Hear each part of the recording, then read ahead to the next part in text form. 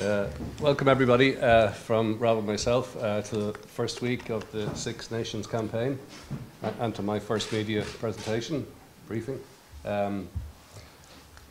Just all positive this week, just one exception. Andrew Conway aggravated an existing groin complaint, and unfortunately Andrew is not with us. He's been he's been ruled out of the Scotland game. Sean O'Brien's completed his rehab on his calf injury, and he will train fully later on today. Johnny Sexton continues to rehab a bruised calf. He's making good progress and he's on track to train tomorrow.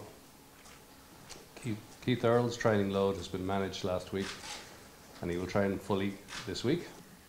And at this stage you are expecting those three, Keith Earle, Sean O'Brien and Johnny Sexton, to be available for selection when that rolls around? Oh, very much so, yeah, very much so.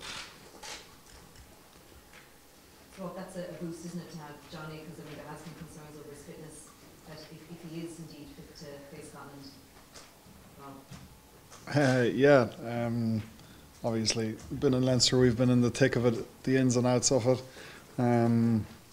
So I think, you know, you start a campaign, you want a full squad of all your players, particularly your key players. So he's got some good work done last week.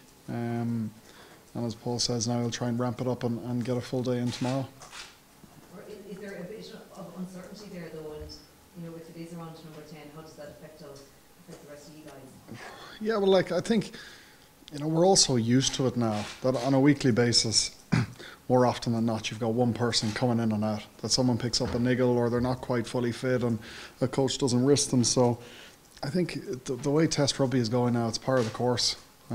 So, you know, Paddy has been there all last week, running the plays.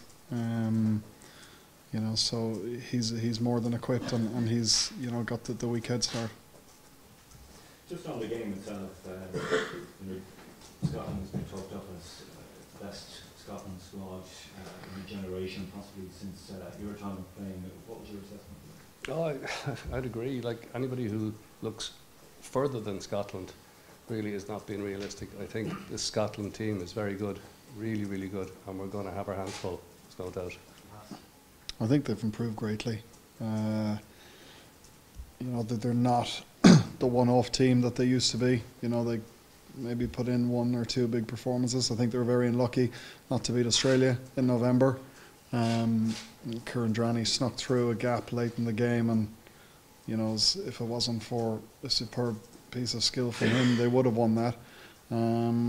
Their club sides are going really well, particularly Glasgow, who've been one of the most dominant teams in Europe over the last 3 or 4 months. So I think they look like a very confident side who have progressed well over the last 6 months, which always makes for a pretty dangerous combination.